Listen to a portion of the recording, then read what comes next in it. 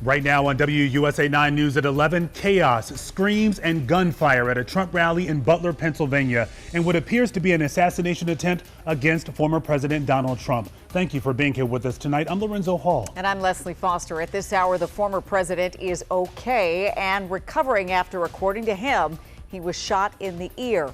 The Secret Service says that suspected gunman is now dead. Yeah, one Trump rally attendee is dead and two others are critically injured from that shooting. Now, CBS News is reporting tonight the gunman was 200 to 300 feet away and used an AR-style rifle. In the last 30 minutes, we learned that President Biden has spoken with former President Trump and that Biden is returning to the White House early after this horrific moment.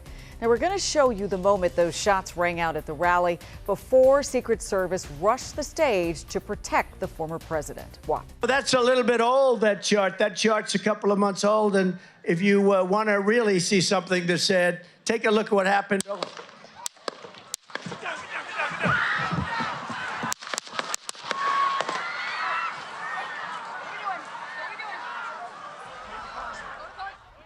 Yeah, truly shocking moments for our country. As Trump was rushed off the stage there, the Associated Press captured these photos of the former president showing him bloodied and injured from the ear. Again, Trump says that bullet pierced his right ear, and this tragic shooting has caused shockwaves across the nation as we are just over a day away from the Republican National Convention. Yeah, CBS News' Lauren Linder is in Butler, Pennsylvania tonight with an update on what happened.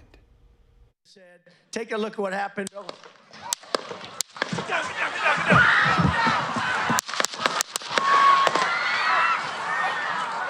Secret Service agents rushed former President Donald Trump off stage after shots were fired, moments after he began speaking at a Saturday evening rally in Butler County, Pennsylvania. The Secret Service says a man attending the rally was killed. A doctor standing nearby tried to help him, performing CPR. The guy had spun around and was jammed between the benches. He had a headshot here. Trump raised his fist as he left the stage. On his Truth Social site, the former president said he was shot by a bullet that pierced the upper part of his right ear. I knew immediately that something was wrong and that I heard a whizzing sound, shots, and immediately felt the bullet ripping through the skin, he wrote. Much bleeding took place, so I realized then what was happening. I just hear these 4 shots and everybody's screaming drop, and you can see the blood like splatter on his face, and the Secret Service just barricades him. The Secret Service says the gunman was outside the cordoned-off area of the rally, standing on an elevated structure, and that he was shot and killed by a member of the agency's counter-assault team. A large number of Secret Service agents is in Milwaukee right now ahead of the convention. They're trying to piece together what happened here in Butler. President Biden spoke a couple hours after the shooting. There's no place in America for this kind of violence. It's sick. It's sick. It's one of the reasons why we have to unite this country. We cannot allow for this to be happening. We cannot be like this. We cannot condone this. This was Trump's last rally ahead of next week's Republican convention in Milwaukee. He was taken away in a motorcade and again held up his fist as he got into his SUV. Lauren Linder, CBS News, Butler County, Pennsylvania. As the situation continues to unfold, again, we're hearing from the former president again on his Truth Social platform. Mr. Trump said, I want to thank the United States Secret Service and all of law enforcement for their rapid response on the shooting that just took place in Butler, Pennsylvania. Most importantly, I want to extend my condolences to the family of the person at the rally who was killed and also to the family of another person that was badly injured. It is incredible that such an act can take place in our country. Yeah, the former president added, I was shot with a bullet that pierced the upper part of my right ear. I knew immediately that something was wrong and that I heard a whizzing sound, shots, and immediately felt the bullet ripping through the skin. Much bleeding took place, so I realized then what was happening. God bless America. As we watch this unfold in real time, something you notice immediately is just how quickly the Secret Service agents jumped into action. Yeah, we want to bring in our Simone Diablo now, who has been working her sources all night and joins us now in the studio with more on what we saw playing out on stage and behind the scenes. Simone. That's right, guys. Leslie, Lorenzo, I spoke with Jeff James, a retired Secret Service agent here in D.C. He had some insight on the shooting today, and he talks about what he observed and gives us his take on how the Secret Service handled this situation. Take a look at what happened. You hear them. You hear the gunshots ring out. And then you see Donald Trump drop to the ground. You then immediately see the Secret Service swarm around him. And so I'm curious, from your background, from your training, did they handle that correctly? The only criticism I would have is when the president stood up and was allowed to stand there and raise his fist in the air. I would have liked to have seen that detail of agents whisk him off the stage a little bit faster. And I wish they would have done that just a little quickly, because you don't know. It could have been a coordinated attack. There could have been 4 more shooters. Mm-hmm. And now you have the president standing up, raising his fist in the air, his head's exposed. With something like this, like a campaign trail, a rally, things like that, are you trained to look for specific things, specific threats in a crowd this size? It's tough. You know, it's a sea of colors. It's a sea of phones being held up over people's heads. And it's just a sea of movement. But what you're trained to look for are anything that's out of place. So like today in Butler, Pennsylvania, it was 90 degrees. If there's someone in there wearing a heavy coat, that's going to pop out to you. And then you're looking for that quick movement, that quick hand up over the crowd that comes up with a weapon, or that hand that's going to suddenly throw something. I mean, this is the worst case scenario by any regard, yes? It really is. You know, had that person had a little bit better aim, or the person next to them not bumped their arm, and that bullet had been 3 inches to the shooter's right, we'd be talking about a dead former president right now. And that's something the Secret Service takes very seriously. What you're going to see now is they're going to secure the crime scene. They're going to interview everybody who was around. They're going to gather as much evidence as they can. Given your background, your 22 years of service, did watching this clip unfold today at the rally, did it just send a chill down your spine? It's huge. This is the first legitimate attempt on the life of the president since the attack on President Reagan by John Hinckley. So decades since we've seen this happen. And I would pay attention. I think it's sad that someone saw this as a solution. From a logistical standpoint, I wanted to walk you through this because James was telling me they did a lot of things right, the Secret Service. So when you see them huddle around Trump, you see them putting their hands up to protect his head. He's quite tall, and then escort him into the car. He said they performed that flawlessly. I did want to note, on an emotional level, James said that, look, he wished he would have been there. As a retired agent, he was talking about that feeling of wanting to protect the president, that feeling of wanting to be the man in action serving. It never quite leaves you. And I can't underscore the magnitude of the moment, as we all know, and as a former Secret Service agent, he really drove that home. Yeah, you often hear that from some of those former agents, whether it was for President Reagan, President Kennedy, right. When they had moments like these, you know, it just sticks with you forever. This is what they worked so hard to try and prevent. And this was, of course, the nightmare scenario, yes. Right? The one thing that you are afraid of, that you can't protect the most important person that needs to be protected in that moment. Exactly. All right, Simone, thank you. Thank you. All right, we want to go live to Dover, Delaware right now. President Biden is traveling back to D.C. tonight. That is a view of his plane on the tarmac there. That is where Biden had been spending the weekend. Now, we have learned both Trump and Biden, they have spoken tonight. What was said on that call, however, is not clear. But President Biden did address the nation earlier today, saying he's grateful Trump is safe and that he's praying for him. The president also says there's no room for political violence in this country. But the idea that there's political violence or violence in America like this is just unheard of. It's just not appropriate. And everybody must condemn it. Everybody. I'll keep you informed, and if I am able to speak to Donald, I'll let you know that as well. But so far, it appears he's doing well, number one. Number two, that there's thoroughly investigating what happened to anyone else in the audience. We have some reports, but not final reports. And every agency in the federal government, I'm going back to my phone to speak with the federal agencies that are being put together again to give me an updated briefing. Has anything happened? They learned any more in the last couple hours. Again, at 10:30 tonight, we learned that the two have spoken. Now, Vice President Kamala Harris also reacting tonight, saying, Doug and I are relieved that he is not seriously injured. We are praying for him, his family, and all those who have been injured and impacted by this senseless shooting. The vice president adds we must all condemn this abhorrent act and do our part to ensure that it does not lead to more violence. Maryland Governor Wes Moore said political violence is unacceptable and against what our country stands for. This kind of cowardice must be roundly condemned by all Americans. What happened today to President Trump is abhorrent and should never be tolerated, ever. Virginia Governor Glenn Youngkin said Suzanne and I are praying for President Trump, praying for his family, and praying for America. And former Maryland Governor and U.S. Senate candidate Larry Hogan said we are praying that President Trump and all in attendance are safe. Political violence must be universally condemned. America is a tinderbox right now, and this must stop. And Prince George's County Executive and U.S. Senate candidate Angela Alsop-Brooks said, as a nation, we must come together and condemn this kind of political violence. It has no place in America. Our prayers are with President Trump.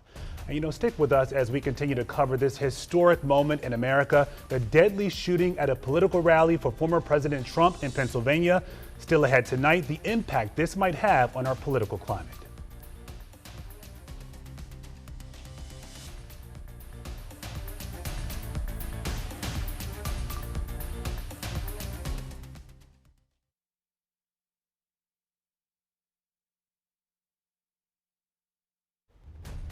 We're continuing to stay on top of the breaking news that has really shaken the entire country after an apparent assassination attempt against former President Donald Trump. Yeah, here's a live look right now from Wisconsin, where in just a few days, the Republican National Convention is set to take place.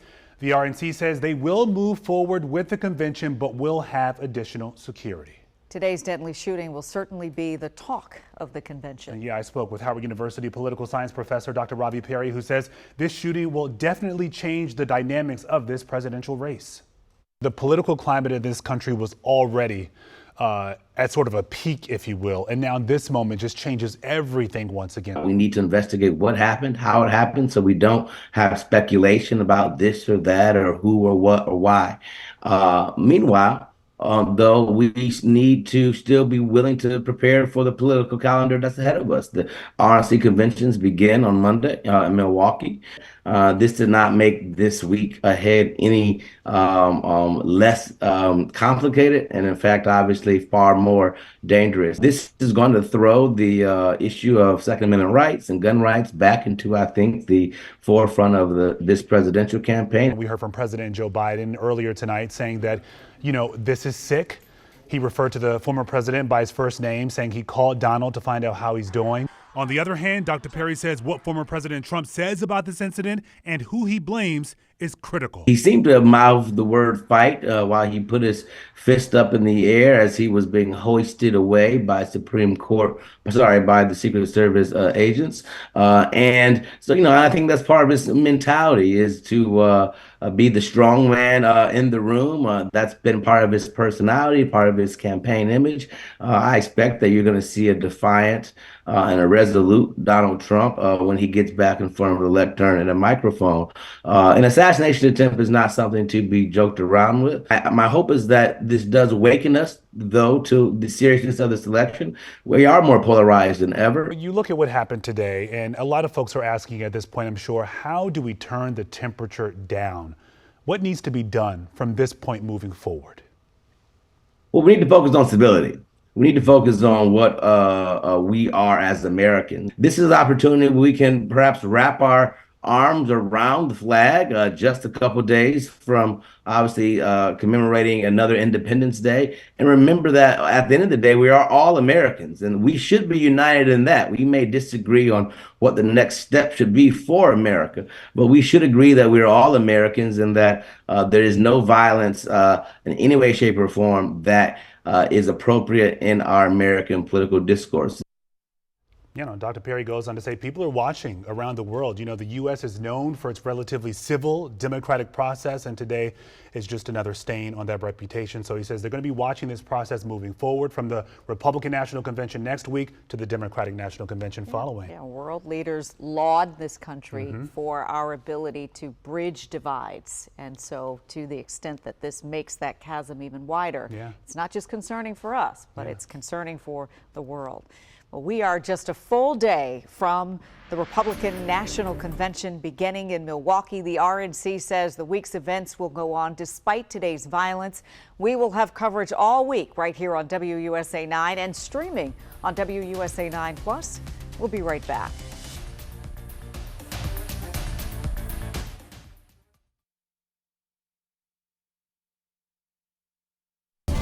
WUSA 9 Weather Impact is sponsored by Morgan & Morgan. Turned up the heat and the humidity. We did. It was 95 today. And that's not even the hot day. It gets hotter tomorrow. Oh, man. And the two real hot days are going to be Monday and Tuesday. Ooh. Okay. So we did this last night, remember? We issued the weather impact alert for tomorrow afternoon and then through Tuesday. So even tomorrow, we don't have a heat advisory posted yet. I'll get to an excessive heat watch in just a second. But even so, I mean, tomorrow, if you can, do things outdoors before noon, you're much better off. It's going to feel like it's 100 degrees at 2 o'clock, at 4 o'clock, even at 6 p.m. tomorrow. It's going to feel like it's 99 degrees. Again, that's that temperature in the red box. That's the temperature your body feels. So it's a temperature plus relative humidity. Even at 8 o'clock, it still feels like it's 95. And again, that's not the hot day, okay? The hot day is on the way. Records tomorrow probably safe with one exception. So 100 at National, 100 at National, 101 in Baltimore, 103 in Martinsburg. Long-standing records back in '54. The record that could be threatened, Dulles, 98 set back in 1993. We're going to forecast 97, so it's going to be close. Everybody else stays well below, but still a very hot Sunday. So let's talk about the weather impact and what it means to you so you can plan ahead. That's what we're trying to do, is kind of get you ahead of anything heading our way, so to speak. Now, in this case, it's not storms, it's heat. So it's Sunday afternoon through Tuesday, and this is the time of the day I want you to really kind of pay attention to and not be outside doing stuff. That's the hottest time of the day, noon to 8 o'clock. The impact, obviously, is going to be high. Heat indices well over 100, probably approaching 110 by Tuesday. What do you need to do? Well, stay hydrated. Download our app, and we'll get into some of the symptoms of heat exhaustion in just a second. But as I said earlier in the week and last week, listen to your body. If you feel funny, then you need to cool down instantly. So here's the deal. This is an excessive heat watch, okay, for most of the metro. It does not include Cumberland or our friends in Romney, but everybody else, either side of I-81 and east, it does. It goes into effect Monday morning, goes till 8 p.m. So what it means is heat indices could get up to 110. That's pretty serious. That's when bad things happen. So heat safety. Check on the elderly, children, and pets. Pets need to be hydrated too, remember that. Wear loose, lightweight, light color clothing. Drink plenty of fluids, water's your best bet, and eat small meals. And then if you're outside, you got to find shade and you have to take frequent breaks. I mean, that's just a no-brainer. Also, again, listen to your body. If you have heavy sweating, you're thirsty, you can't quench your thirst. Nauseous, headaches, cramps, vomiting, get inside, cool yourself down as fast as you can. If you can't, you need to call 911 because that's pretty serious. Okay, tomorrow morning we're in the 70s. We have sunshine, but it warms up really fast. By 10 a.m. it's 90. So if you can get the game of golf and pickleball in before noon, you're going to be much more comfortable. By 1 o'clock we're back in the low to mid-90s. There are a couple of showers popping tomorrow. Wouldn't plan around it. They're going to be few and far between, much like today. Just be advised, a shower could pop up. By 10 o'clock tomorrow night, these are not heat indices, these are actual temperatures. So about this time tomorrow, it's still 82 downtown. And then by Monday morning, we are back in the 70s. By Monday at 11 o'clock, we're already 91 degrees. So if you can take brunch out early, in this case, it's not cool being a late bruncher. It's going to be much more comfortable being an earlier bruncher and being inside. So here we go. 97 tomorrow. There is your weather impact alert. Again on Monday, again on Tuesday, maybe some isolated storms, but that's it in terms of heat. Not much relief at all. And even into Tuesday, we're still near 100. And then Wednesday, a cold front approaches, triggers some showers and storms. Right now, it kind of hangs up, which is good. May produce just a lot of showers and clouds on Thursday. Then we clear out on Friday and Saturday. Gnats come back into town, and wow, look at this. 85 on Friday, 86 on Saturday, with low humidity by next Saturday. So hang in there. All right, Tom, thank you. When we return, echoes of the past as we gather new details about the assassination attempt against former President Donald Trump. The assassination attempt 43 years ago here in the district.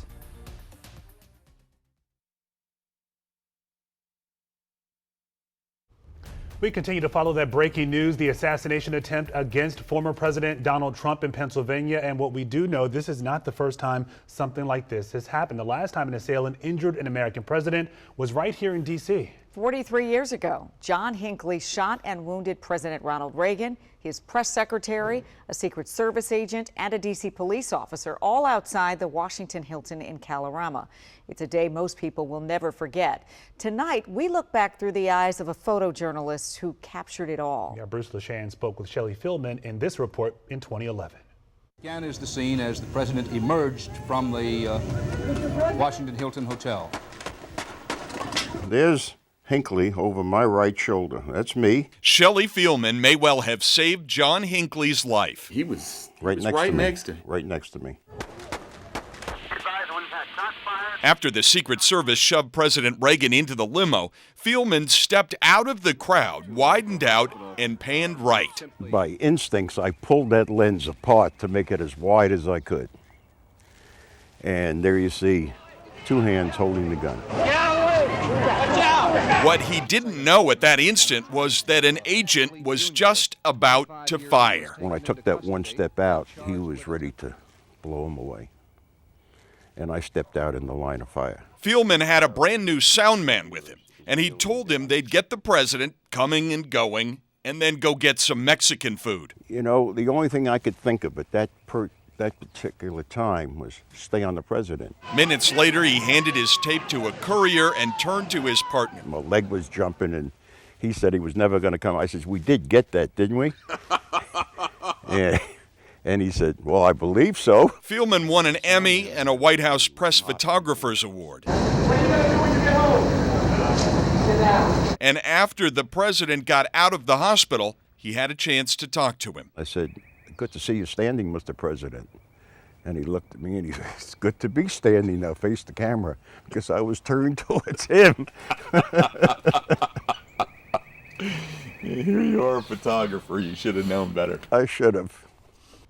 Yeah, a moment they could later laugh about. Shelley Fieldman passed away in 2017 at the age of 80. Made history along the way. Before Reagan, there was another assassination attempt in our backyard. In 1972, George Wallace, campaigning for the presidency, was shot 4 times after a campaign speech at the Laurel Shopping Center in Prince George's County. He was hit in the chest and the stomach and paralyzed from that incident. Like today's shooting, that campaign stop was outdoors. Wallace won primaries in Maryland and Michigan, but the shooting effectively ended his campaign.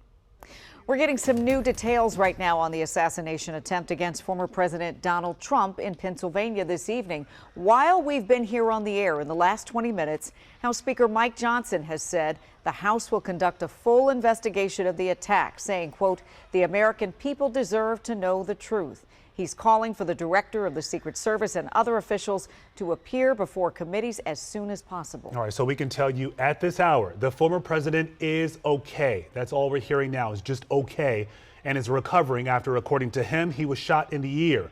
The Secret Service says that suspected gunman is now dead. Also, one person at that rally, a Trump rally attendee, is dead tonight, and 2 others are critically injured from this shooting. So former President Trump and current President Biden spoke on the phone tonight. At this hour, President Biden is on his way back to D.C. after spending part of the weekend in Delaware. He will get security updates tonight and I'm sure brief the nation as he learns more. Yeah, and as the investigation gets underway into all this. It has been quite a moment in history and quite a moment today, one that we will continue to follow. We thank you for trusting us and for watching. That's WUSA 9 News at 11. Yeah, Get Up DC will have the breaking overnight developments from Pennsylvania starting at 7 a.m. Good night.